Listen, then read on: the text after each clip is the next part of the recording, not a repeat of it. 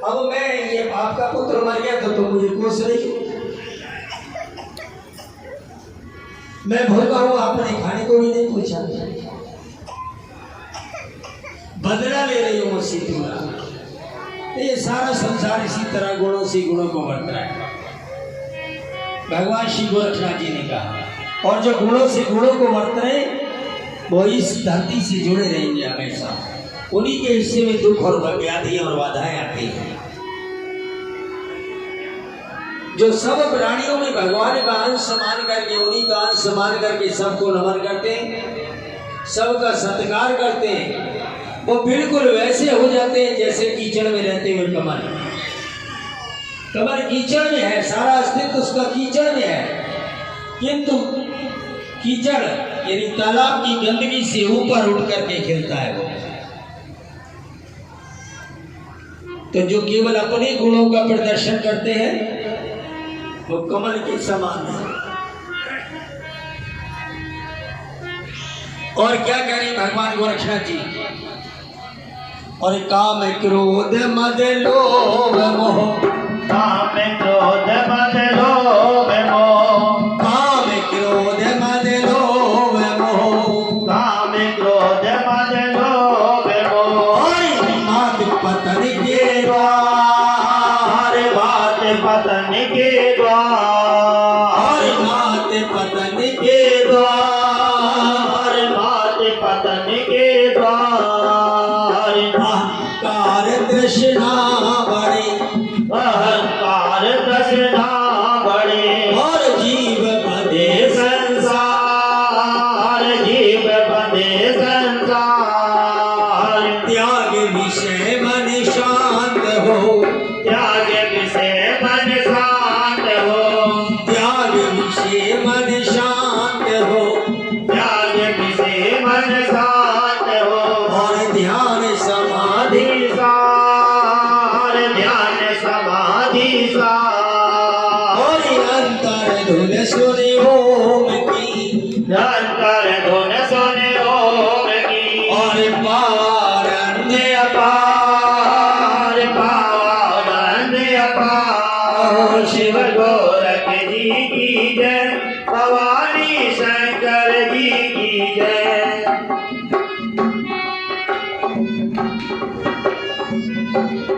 काम क्रोध मद लोभ मोह ये पतन के द्वार है। अहंकार और तृष्णा प्राणी को इस संसार से बांध देते हैं। इसलिए इन विषयों को त्याग कर देना चाहिए। पूरे वेद शास्त्रों में यही वर्णन है, इन विषयों को त्याग देना चाहिए।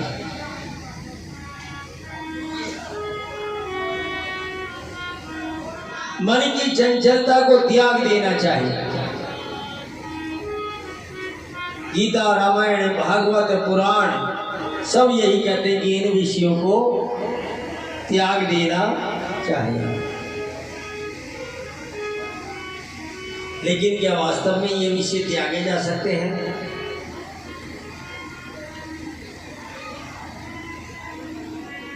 कई बड़े मनीषियों से, शास्त्रियों से हमारा शास्त्रार्थ हुआ इस समय। बड़े उच्च कोटि के धर्माचार्य से हमने प्रश्न किया उनसे कि क्या ये त्यागने योग्य है, क्या ये त्यागे जा सकते हैं? क्या मन पर नियंत्रण कर देना उपयुक्त है?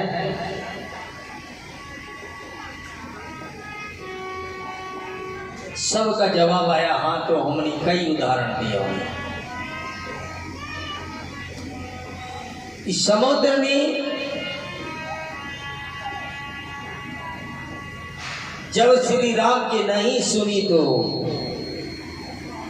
लक्ष्मण के कहने पर भगवान श्री राम ने अग्निबाण समुद्र की तरफ को मोड़ा और वो फौरन आया।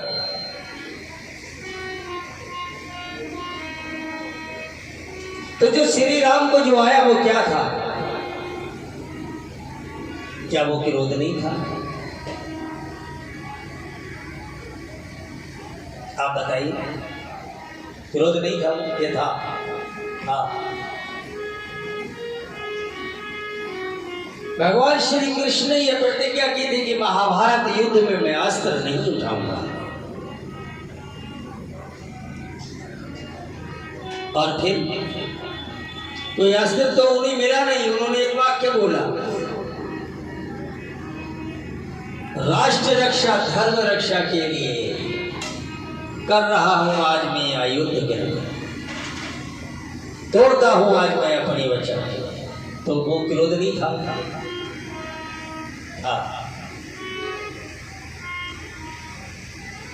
मन को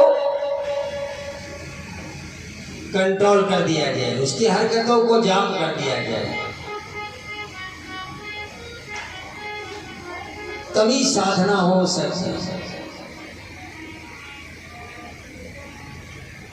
हमने सवाल किया इसमें, मन को कैसे आप जाम कर सकते हैं? क्या मन को जाम कर देना हितकारी है?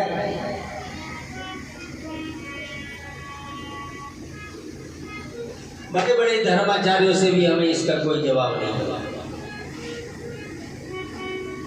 लेकिन जहां से हमें ये गोरख गीता मिली वहीं से हमें इसके जवाब देते हैं।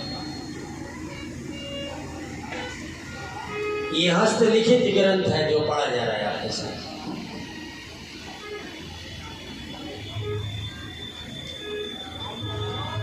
मन को नियंत्रण करने से तो सारा मामला खराब हो जाएगा,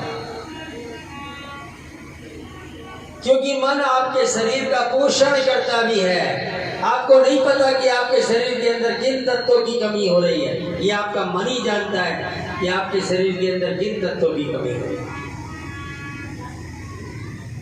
अर्थात उसे आयरन की आवश्यकता होगी तो वो आपको हरे पत्तों वाली सब्जियों की ओर दिमाग मोड़ेगा, उधर चलेगा। शुगर कम हो रही होगी तो वो मीठे की ओर को आपकी वृत्ति को मोड़ेगा। तो वहां आपको मन का नियंत्रण नहीं करना है। कहाँ करना है? कि मन जिन चीजों को उनके स्वाद से बंद कर बार बार आपको उस ओर ही ले जाता है। जैसे एक दिन आपने जलेबी खा ली तो वो फिर दूसरे दिन जलेबी, तीसरे दिन जलेबी, लगातार जलेबी, बार बार कहीं जलेबी की पता चल जाएगी, वहां मिल रही तो दौड़ते हुए वहां जलेगा। उस आसक्ति को, मन की उस आसक्ति को समाप्त करना है। आपको अच्छे से पहचान हो जाएगी कि मन जिन चीजों को बार बार करता है वो उसका ऐब है, वो उसकी भोग्य इच्छा है, उसे मिटाना है, उसे नियंत्रण करना है, संतुलन करना है। बाकी पूरे मन को अवरुद्ध नहीं करना है।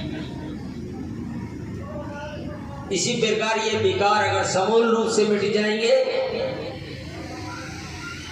तो यदि प्रकाश को पूरा मिटा दिया जाएगा तो अंधकार समाप्त स्वयं हो जाएगा, और अंधकार को मिटा दिया जाएगा तो फिर आप प्रकाश किसे कहोगे? क्योंकि फिर प्रकाश नाम की कोई चीज ही नहीं होगी। अगर रात नहीं होगी तो आप दिन किसे कह दोगे?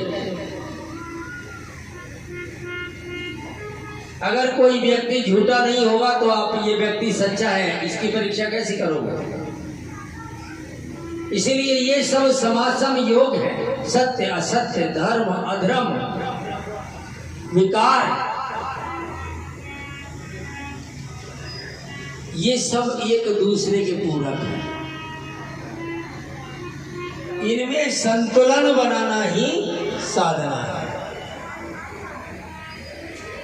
संतुलन बनाना ही इसमें साधना है। इसमें किसी भी एक को आप निरुद्ध नहीं कर सकते। अगर किसी एक को भी निरुद्ध कर दोगे दूसरा अपने आप प्राण छोड़ देगा। तो सृष्टि की परंपरा चलाने के लिए इतना पर्याप्त है कि सबके अंदर कण कण में, तृण तृण में, जीव में, निर्जीव में, कारण में, सूक्ष्म स्थूल में, सर्वत्र ईश्वर ही ईश्वर है।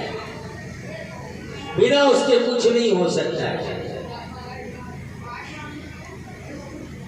वो जो चाहता है वही होता है, उसकी इच्छा के बिना कुछ नहीं हो सकता।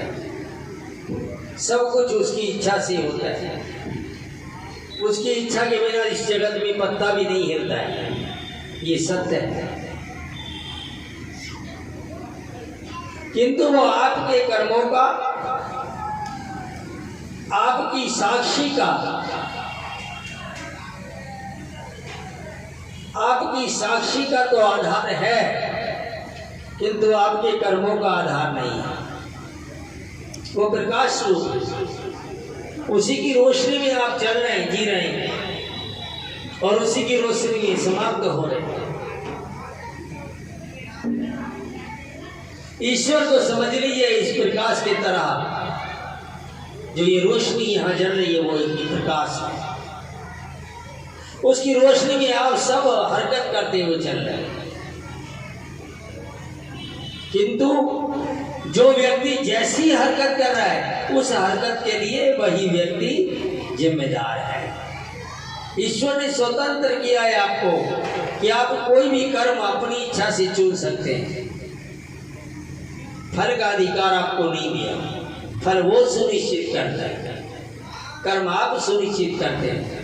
कर्म करने के 3 साधन आपके पास हैं, या तो आप शरीर से कर रहे होंगे, या फिर वाणी से कर रहे होंगे, या फिर मन में अंदर कर रहे होंगे। और कर्म भी 3 ही प्रकार के हैं, या तो अधम कर्म होंगे, या फिर धर्म कर्म होंगे, या फिर मिश्रित कर्म होंगे। मिश्रित मतलब धर्म और अधर्म मिले हुए दोनों। तो 3 ही प्रकार, और 3 ही प्रकार से आप कर्म संपन्न करते हैं।